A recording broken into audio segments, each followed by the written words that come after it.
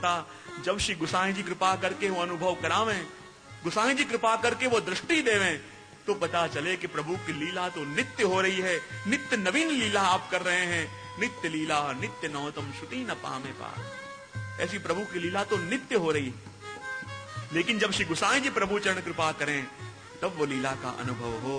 याद करिए, श्री गोसाई जी के सेवक हुई पीरजादी, अली खान की पुत्री। कैसा प्रसंग उसका भी। यवन के घर में जन्म हुआ है, लेकिन जब छोटे छोटे बालक खेलते ठाकुर जी को लेके, संग संग वो भी जाती, देवी जीव थी। और जैसे जैसे ठाकुर जी के संग बालक खेलते, उसको भी मन होने लगा कि मैं भी प्रभु के संग खेलूं। छोटे से बालक के संग पीरजादी खेलती। जैसे जैसे ठाकुर जी की सेवा करने लगी, उसका मन, उसकी आसक्ति प्रभु की सेवा में होने लगी। एक बार आके अपने पिता अली खान से कहा कि पिताजी, मैं भी प्रभु की सेवा करना चाहती हूँ, मेरे लिए भी आप दूसरे वैष्णव के घर में हैं, ऐसा सुंदर मंदिर बना दीजिए।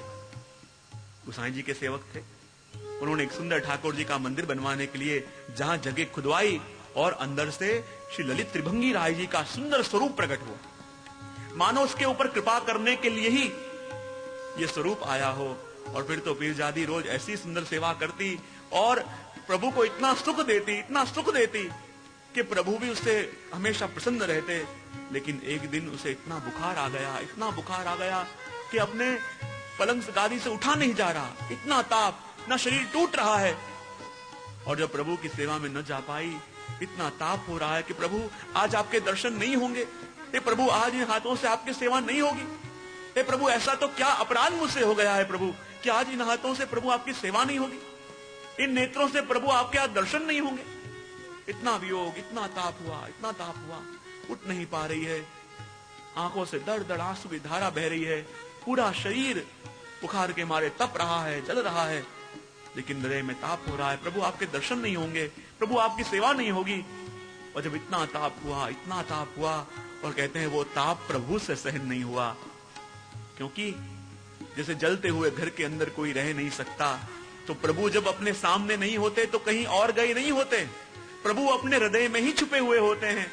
जैसे गोपीजनों के मध्य में से प्रभु पधारे और कहीं नहीं गए, उनके हृदय में आके छुप गए। ऐसे अपन के नेत्रों से भी जब प्रभु ओझल होते हैं तो आके हृदय में छुपते हैं। लेकिन प्रभु कहते हैं जैसे जलते हुए घर के अंदर कोई रह न पावे, वैसे ही जब किसी जीव का हृदय भी मेरे विरह में जलने लगे, मेरे विरह में तपने लगे, और जैसे जलते हुए घर में कोई रह न पावे, उसे बाहर आना ही पड़ता है। प्रभु कहते हैं जब तक ताप नहीं होता तब तक उसके हृदय में छुपा हुआ रहता हूँ, लेकिन जिस क्षण उसका हृदय मेरे लिए तपने लगता है, तड़पने लगता है, विरह करने लगता है, तो जलते हुए घर में मैं भी नहीं रह पाता और उसके सामने प्रकट होके उसे प्रत्यक्ष दर्शन दे देता हूँ। जब ताप आवे, सामने प्रभु प्रकट होके दर्शन दें। वैसे ही पीरजादी के सामने प्रभु पधारे, कहने लगे, अरे पीरजादी तू आज मेरी सेवा में नहीं आई, और जब तक तू मेरी सेवा में नहीं आएगी मैं अड़ूंगा नहीं। और जहां ऐसी कृपा करी, ठाकुर जी ने श्रीहस्त उसके माथे पे रखा, और फिर तो ऐसी कृपा हो गई कि ठाकुर जी ने कहा तू मेरी सेवा नहीं हो पाई, कोई बात नहीं, लेकिन मैं ऐसी कृपा तेरे पे करूंगा कि रोज तेरे पास आके तेरे संग में रास करूंगा और तुझे रास का सुख दूंगा। और फिर तो ऐसी कृपा पीरजादी के ऊपर हो गई कि रोज रात्रि होती और ठाकुर जी पधारते और भवन के अंदर सुंदर रास होता, अनेक हजारों वज्रभक्त प्रकट होते, कोई झांझ बजावे, कोई पखावज बजावे, और ठाकुर जी उसके संग नृत्य करते। और फिर तो ऐसी दशा हो गई, द्वारपाल विचार करने लगे कि जहां रात्रि होती है और पीरजादी के भवन के अंदर झांझ पखावज बजता है, नृत्य कर रहे हैं, बहुत लोग कल्लोल कर रहे हैं, ऐसी आवाजें आती हैं। जाके अली खान को फरियाद करी, मुझे कुछ गड़बड़ लग रही है। रात्रि के समय में पीरजादी के कक्ष में कोई आता है, अनेक लोगों के हंसने की आवाज आती है, नृत्य की आवाज आती है, सुंदर वाजित्र बजते हैं, कोई लोग नृत्य कर रहे हो, ऐसे घुंघरुओं की खनखनाहट होती है, वो क्या लीला है? अली खान को समझ में नहीं आया, मेरी पुत्री के कक्ष में रात को कौन आता है, ऐसी लीला कौन करता है? क्योंकि पीरजादी का स्वरूप भी धीरे धीरे बदलने लगा, क्योंकि रोज ठाकुर जी के संग रास करती थी, ऐसा स्वरूप आपका हो गया, ऐसा मुखमंडल चमकने लगा, आंखों में ऐसी चमक आ गई, जिसके संग ठाकुर जी ने रास किया हो उसका स्वरूप कैसा हो जाए। और जहां ऐसे स्वरूप का दर्शन अली खान करने लगे, विचार करने लगे, मेरी पुत्री बदली बदली सी क्यों लग रही है।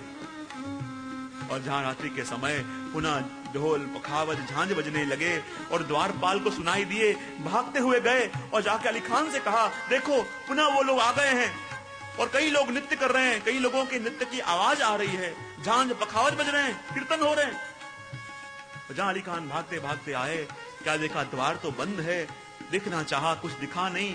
द्वार के अंदर छोटी सी सेंध थी, उस सेंध के अंदर देखना चाहा, पर प्रभु कहते हैं मेरे और मेरे जीवों की कृपा के बिना किसी को रास के दर्शन नहीं होते, और जीवों की कृपा के बिना किसी को रास के दर्शन नहीं होते। और जहां सेंध के अंदर से दर्शन कर रहे हैं, कुछ दिख नहीं रहा, सिर्फ आवाजें आ रही हैं, कोई नृत्य कर रहा है ऐसा अनुभव हो रहा है, लेकिन कुछ दिख नहीं रहा। तब श्री गोसाई जी प्रभु चरण से विनती करी, हे कृपानाथ आप कृपा करो, ये क्या लीला हो रही है। और जहां विनती करी, क्या देखा कि ठाकुर जी विराजमान है, हजारों ब्रजभक्त नृत्य कर रहे हैं, कोई सखी झांझ बजा रही है, कोई पखावज बजा रही है, कोई सारंगी बजा रही है, और उन सभी सखियों के मध्य में ठाकुर जी अपने हाथ से अपनी पुत्री पीरजादी का हाथ लेके गोल गोल घूम रहे हैं, गोल गोल नृत्य कर रहे हैं। और जहां अली खान ने यह दृश्य देखा कि मेरी पुत्री के संग, पीरजादी के संग स्वयं प्रभु नृत्य कर रहे हैं, और जहां देखा कि सुंदर नृत्य हो रहा है, सुंदर रास हो रहा है, और फिर ठाकुर जी श्रमित हुए और पीरजादी के संग ही सामने रहे बड़े सिंहासन के ऊपर विराजमान हो गए। और जहां ठाकुर जी ने अपने संग, अपने समान आसन पर पीरजादी को बैठाया, ऐसा दृश्य जब अली खान ने दर्शन किया, उसके तो रोम रोम पुलकित हो गए, आंखों से दर दर आंसू बहने लगे, वहीं मूर्छित होकर गिर पड़े। ऐसी कृपा मेरी पुत्री के ऊपर, ऐसी कृपा प्रभु हम साधारण जीवों के ऊपर। और जब दूसरे दिन हुए, पीरजादी से विनती करी, हे पुत्री मुझे पता नहीं था ठाकुर जी की तेरे पर ऐसी कृपा है, ठाकुर जी तेरे पे ऐसा अनुग्रह करते हैं कि अपने संग रास के समय ठाकुर जी ने तेरे पे ऐसी कृपा करी। हे पुत्री, मेरा तो अधिकार नहीं है कि उस लीला के दर्शन कर पाऊं, लेकिन किसी की कहानी से, किसी भगवती की कहानी से इसका सुख मिल जाए। जो तू मेरे ठाकुर जी को इतनी विनती कर सके, तो विनती करना कि इस साधारण जीव अली खान को भी प्रभु आपकी लीला के दर्शन कराओ। और जब दूसरे दिन रात्रि के समय में ठाकुर जी नृत्य कर रहे हैं, संग में पीरजादी नृत्य कर रही है, और जिस समय ठाकुर जी बड़े प्रसन्न थे, बड़े आनंद में थे, उस समय पीरजादी ने विनती करी, कृपानाथ इस द्वार के पीछे एक और जीव प्रभु आपका है जो इस लीला के दर्शन के लिए व्याकुल है। और जहां प्रभु ने जाना कि आज ये भक्त मेरा उसकी सुधि लिवा रहा है, और कहते हैं उस समय आपने द्वार खोल दिए और अली खान को अंदर प्रवेश दिया, और अली खान के हाथों में पखावज दे दी, और अली खान अपने हाथों से पखावज बजा रहे हैं, कोई सखी सारंगी बजा रही है, और ठाकुर जी उनके नेत्रों के सामने इस रास लीला का सुख उनको दे रहे हैं, उनके सारे मनोरथ पूरे कर रहे हैं। और जब किसी जीव के ऊपर ऐसी कृपा हो, ऐसा अनुग्रह हो, क्योंकि ये मार्ग तो कृपा का मार्ग है, इतना करो तो प्रभु मिले, इतने साधन करो तो प्रभु मिले, ये अपने पुष्टि मार्ग में मापदंड नहीं चलता। क्योंकि इतना करोगे तो प्रभु मिलेंगे ऐसा कह दें तो प्रभु साधनों के अधीन हो गए, इतना करोगे तो प्रभु मिल जाएंगे, ऐसा हो गया तो प्रभु साधनों के अधीन हो जाएं। प्रभु कहते हैं मैं साधनों के अधीन नहीं हूं, मैं जब जिस जीव का वर्ण करना चाहूं, जिस जीव के ऊपर कृपा करना चाहूं, जिस जीव को भगवत लीला में प्रवेश देना चाहूं, तब श्री गोसाई जी श्री वल्लभ के माध्यम से उस जीव को मेरी लीला में प्रवेश दिवाता हूँ। और इसलिए तो कहते हैं अर्थ सकल जैनो सीधो ते लीला माहे ताणी ने लीधो।